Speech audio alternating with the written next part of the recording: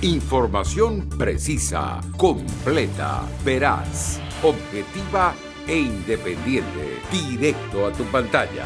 Radio Caracas Radio presenta Voz de América.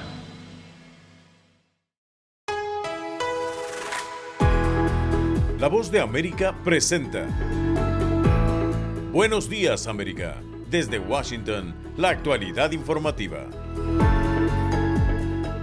El Congreso estadounidense deberá considerar el pedido del presidente Joe Biden para suspender los impuestos a la gasolina y diésel por 3 meses. El Consejo Europeo inicia hoy una reunión para definir la posición de Ucrania como país candidato para unirse al bloque. Y en Colombia y Venezuela surgen reacciones ante la posible apertura comercial de la mutua frontera en agosto. Hoy es jueves 23 de junio de 2022. Soy Yoconda Tapia y junto a John F. Burnett les damos la más cordial bienvenida. Aquí comienza nuestra emisión de Buenos Días, América.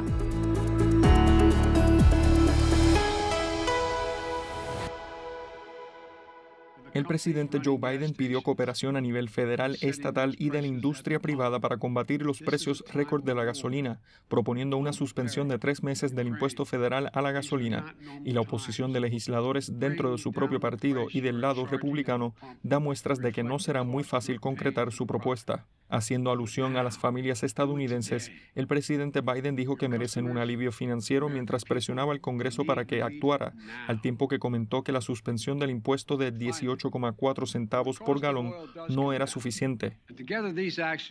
Entiendo completamente que una exención del impuesto a la gasolina por sí sola no solucionará el problema, pero brindará a las familias un alivio inmediato. El mandatario estadounidense también instó a los estados a suspender temporalmente los impuestos estatales sobre el combustible, que a menudo son más altos que las tasas federales, y también está pidiendo a las principales compañías petroleras que sugieran ideas sobre cómo recuperar la refinación inactiva cuando se reúnan hoy con la secretaria estadounidense de Energía, Jennifer Granholm. Legisladores de ambos partidos han expresado su resistencia a suspender el impuesto. Para el senador republicano de South Dakota, John Thune, la solicitud del presidente Biden es solo un truco de la Casa Blanca y algo que saben está muerto al llegar aquí al Congreso, dijo. Por su parte, las refinerías están luchando para satisfacer la demanda mundial de diésel y gasolina, lo que exacerba los altos precios y agrava la escasez. Y en otra noticia que destacamos, la administración del presidente Joe Biden defiende en el Senado su plan económico para contener la inflación en el país. Héctor Contreras en el informe. El presidente de la Reserva Federal de los Estados Unidos, Jerome Powell, compareció ante la Comisión de la Banca del Senado estadounidense para defender las medidas adoptadas para contener la inflación más alta de las últimas 4 décadas en el país y aseguró que elevará las tasas de interés lo suficientemente alto y rápido para contenerla lo más pronto posible, pero aclaró que no restringirá los créditos para evitar una recesión económica.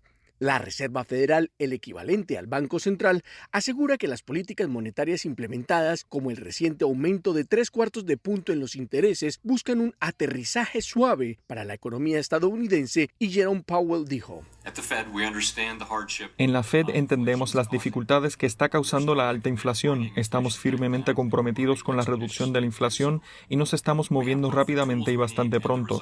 Tenemos tanto las herramientas que necesitamos como la resolución que se requiere para restaurar la estabilidad de precios en nombre de las familias y empresas estadounidenses. Durante la sesión, el presidente de la Reserva Federal respondió preguntas y reconoció que la recesión es un escenario posible para la economía estadounidense dadas las actuales circunstancias y agregó textualmente y citamos: "No es nuestro resultado previsto, pero ciertamente es una posibilidad". Hasta el momento, la Reserva Federal ha realizado 3 aumentos en las tasas de interés en lo que va del año y anunció que el ritmo de futuros aumentos dependerá del comportamiento de la inflación acorde a las medidas implementadas, por lo que será analizada en cada una de sus reuniones periódicas. Héctor Contreras, Voz de América, Washington. Desde Washington, D.C., en La Voz de América, más noticias. La administración del presidente Joe Biden inició el envío de pruebas de viruela del mono a laboratorios comerciales en un intento por acelerar los diagnósticos de sospechas de infecciones por el virus que ya ha infectado al menos a 142 personas en los Estados Unidos. Los Centros para el Control y la Prevención de Enfermedades, los CDC, están enviando pruebas a laboratorios, afirmando que expande significativamente la capacidad del sistema de salud de la nación para detectar la viruela del mono. Anteriormente, las pruebas se limitaban en gran medida a los laboratorios de salud pública, que combinados tienen una capacidad de alrededor de 8,000 pruebas por semana. El secretario de Salud y Servicios Humanos, Javier Becerra, destacó a través de un comunicado que todos los estadounidenses deberían estar preocupados por los casos de viruela del simio. Los especialistas, como el médico infectólogo Leopoldo Córdoba Romero, explicó en entrevista con La Voz de América que la enfermedad se detecta en varios lugares del mundo y afirmó que hay que actuar con cautela. El problema es que no todos tienen relación con viajes a la zona que se considera que es la zona donde existe, que es en África. Pero hoy en día, por la globalización, por los viajes internacionales, hoy en día no hay límites, no hay frontera. Una persona puede estar en la mañana en Australia y en la noche ya está en otro continente. Y por eso es que la Organización Mundial de la Salud ha llamado a una alerta. Se prendieron los semáforos para estudiar de qué se está tratando. Hasta el 21 de junio, los Centros para el Control y la Prevención de Enfermedades confirmaron 142 infecciones de viruela del mono en los Estados Unidos. Esta semana se conocerá si Ucrania alcanza el estatus de país candidato a entrar a la Unión Europea en función de la unánime decisión que alcance el bloque comunitario. Los detalles con Judith Martín Rodríguez. Bruselas acoge hoy a los 27 jefes de Estado de la Unión Europea en una cumbre que se extenderá hasta el viernes y que marcará la pauta final sobre el futuro de Ucrania como país candidato a entrar en el bloque comunitario. Un proceso para el que la unanimidad de los 27 es imprescindible. Este encuentro podría representar un punto de inflexión y se produce en un momento crucial cuando se cumplen 4 meses desde que las tropas del presidente Vladimir Putin comenzaron su invasión a Ucrania. El presidente del Consejo Europeo, Charles Michel, manifestó su apoyo a la nación exsoviética. El pueblo de Ucrania ha elegido la libertad, la democracia y un futuro europeo, y ahora lucha por ello y estamos con ellos. La agenda también contempla cuestiones económicas y de seguridad. En particular, se debatirá una nueva estrategia en las relaciones con otros países del viejo continente a fin de fomentar el diálogo político. Con el regreso de la guerra en Europa, debemos fortalecer nuestra seguridad y estabilidad, no solo dentro de la Unión Europea, sino también con otros socios europeos en todo el continente. Esta idea de una comunidad política europea puede reforzar la cooperación y contribuir a una Europa más segura y próspera.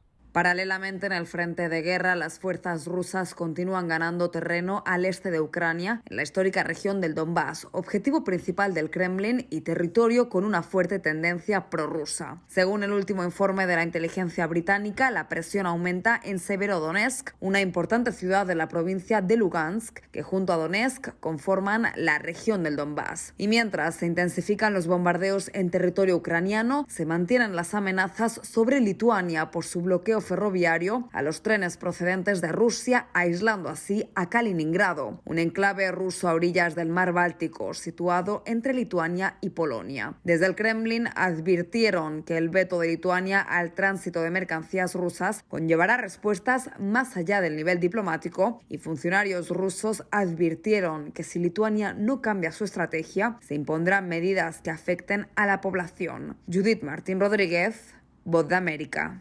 Y en Buenos Días América siguen las noticias. En Colombia, mientras comerciantes y analistas aplauden el anuncio del presidente electo de reabrir la frontera colombo-venezolana, el gobierno Duque se opone a la reactivación de las relaciones binacionales y exigió a Venezuela colaboración contra el terrorismo.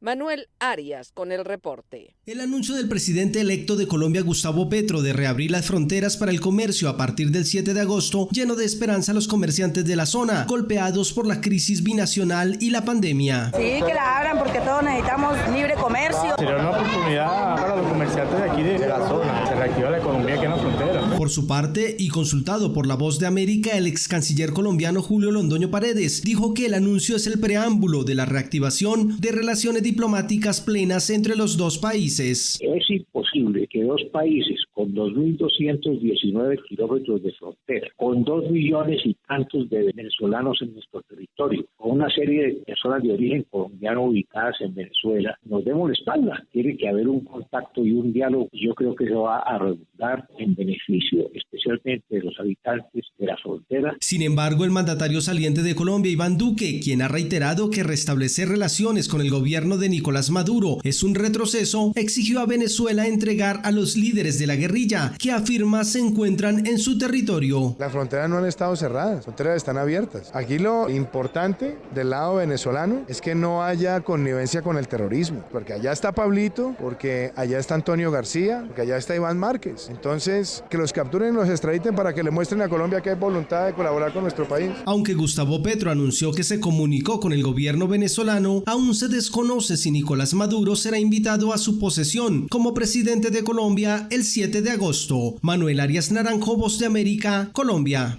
Y en Venezuela predominan las reacciones positivas respecto al anuncio del presidente electo de Colombia, Gustavo Petro. Carolina Alcalde tiene los detalles. El anuncio del mandatario electo de Colombia, Gustavo Petro, que planteó la apertura de las fronteras cerradas desde el 2015 por el presidente Nicolás Maduro, tras un impasse diplomático, es una buena noticia para ambos países, coinciden distintos sectores de la sociedad civil venezolana. Para Indira Urbaneja, analista política y directora de la organización no gubernamental Reunificados, tanto venezolanos como colombianos deben celebrarlo, porque según dice, ganan los comerciantes de ambos países, pero especialmente la gente. Creo que ha sido una medida humana, inteligente. Sabemos que el cierre de la frontera durante todos estos años, lo que permitió en realidad fue que aumentara la criminalidad, la extorsión, el secuestro, el tráfico, el crimen transnacional se apoderó de ese espacio y realmente con el cierre de la frontera simplemente perdíamos de los dos lados, de los dos países. En tanto, Guillermo Paz, residente del estado Táchira, fronterizo con el norte de Santander en Colombia, opina que hasta el momento solo hay promesas y a su juicio el presidente Iván Duque entregará el gobierno con la frontera cerrada. Sin embargo, insiste en que la reactivación de la frontera provocaría una recuperación económica que los comerciantes de la zona esperan, según dice, con inquietud y esperanza. Que se acabe esa sinvergüenzura que existe con el paso de trochas, porque a pesar del cierre de fronteras por los puentes, las trochas es un paso constante de mercancía, de vehículos que arriesgan sus vidas por pasar por el cauce del río Táchira.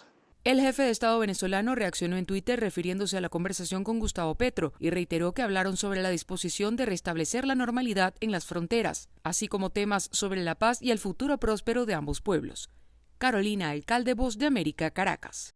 Somos la Voz de América y seguimos informando. Autoridades mexicanas ofrecen una recompensa por el homicida de 3 personas, 2 de ellas sacerdotes jesuitas, mientras fuerzas militares buscan a un grupo de personas desaparecidas.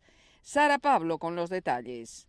La Fiscalía del Estado de Chihuahua ofreció una recompensa de hasta 5 millones de pesos, unos $250,000, a quien aporte información que lleve a la aprehensión de José Noriel Portillo Gil, alias El Chueco, presunto responsable del homicidio de los jesuitas Javier Campos y Joaquín Mora y del guía de turistas Pedro Eliodoro Palma Gutiérrez, asesinados en el municipio de Urique, en la Sierra Tarahumara. El fiscal estatal Roberto Javier Fierro Duarte aseguró que esta persona es considerada un generador de violencia en la zona. Y se le imputan varios delitos de homicidio y delincuencia organizada, entre otros. Los sacerdotes fueron asesinados el pasado lunes en la iglesia de la comunidad de Cerocahui, cuando intentaron auxiliar al guía turístico que ingresó al templo. Los cuerpos fueron recuperados hasta este miércoles. Autoridades informaron que fueron 2 hechos distintos cometidos por el mismo presunto criminal, quien antes agredió a 2 integrantes de un equipo de béisbol que derrotó a un equipo patrocinado por El Chueco.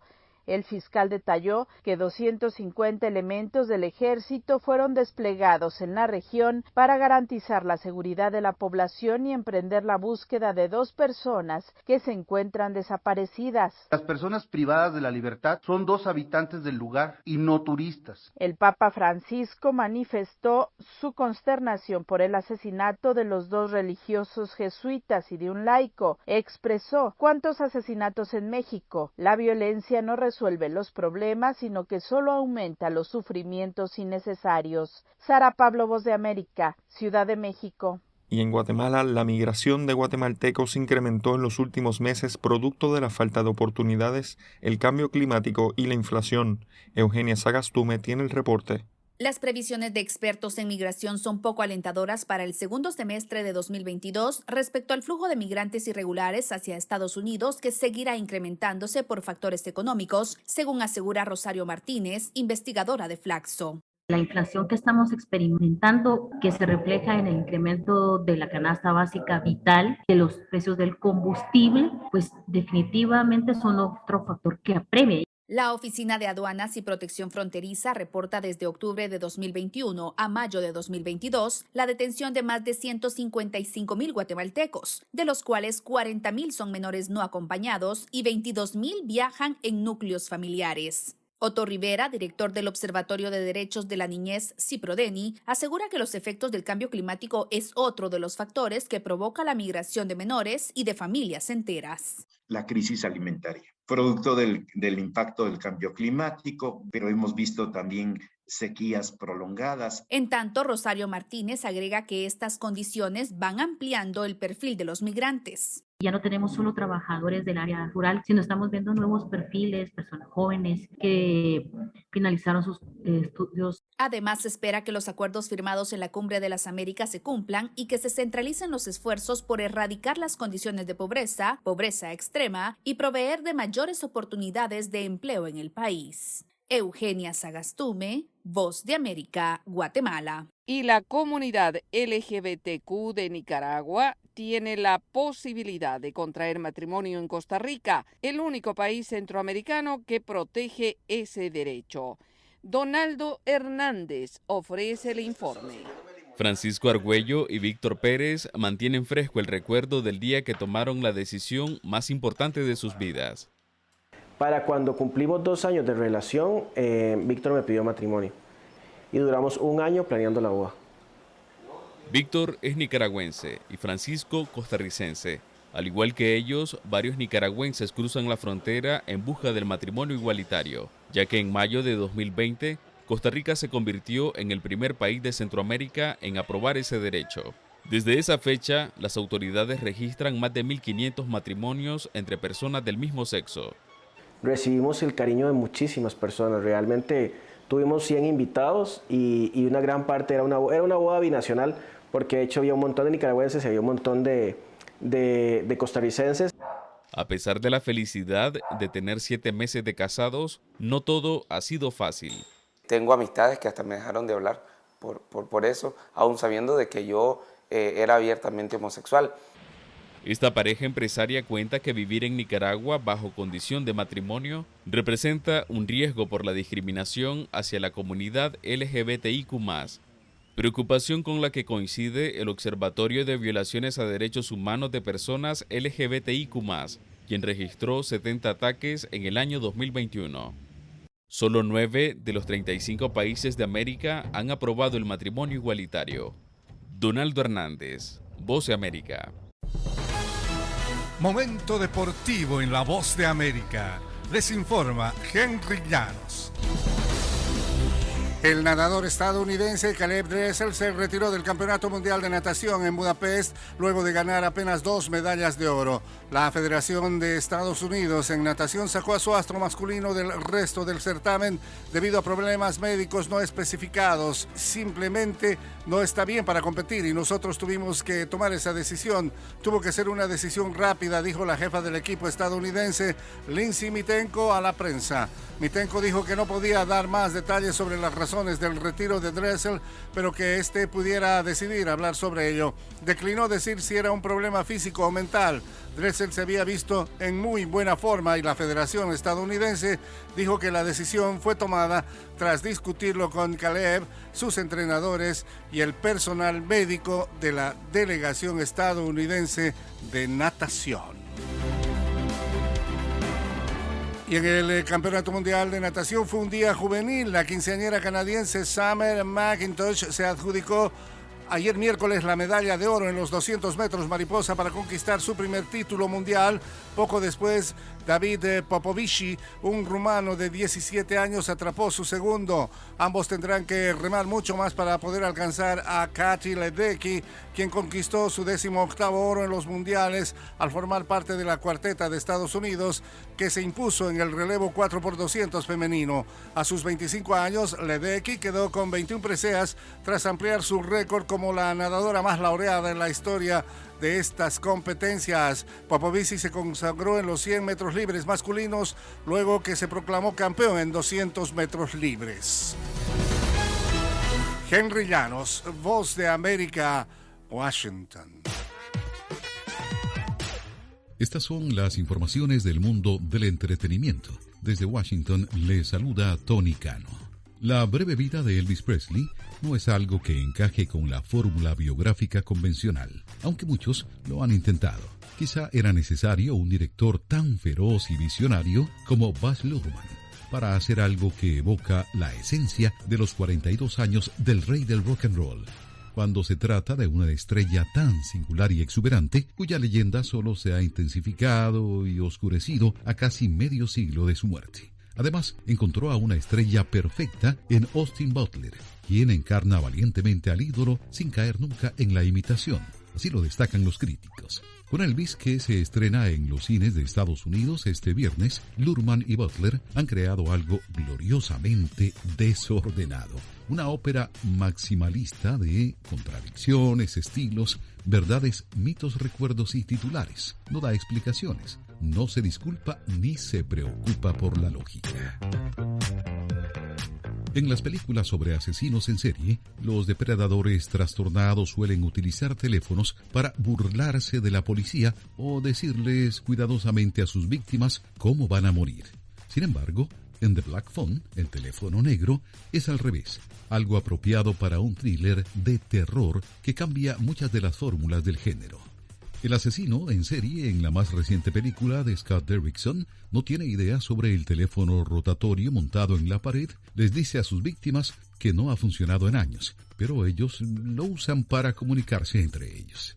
The Black Phone, un thriller centrado en niños, es un acto de equilibrio muy satisfactorio que combina elementos de terror y suspenso psicológico sobrenatural, sin llegar a caer en un solo campo. Así lo señala la agencia de noticias AP. El primer verso del libro de poesía de Olivia Harrison captura un sentimiento universal para todos los que han perdido a un ser querido. Todo lo que quería era otra primavera. ¿Era mucho pedir? Así lo escribe.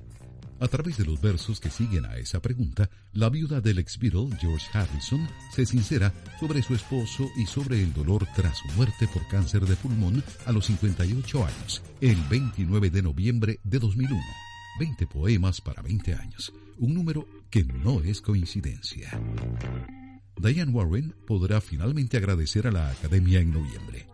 La compositora multinominada recibirá un Oscar honorario en los premios de los gobernadores junto con los directores Peter Weir y Eusan Palsy. Hasta aquí la información del mundo del entretenimiento. Desde La Voz de América en Washington les informó Tony Cano.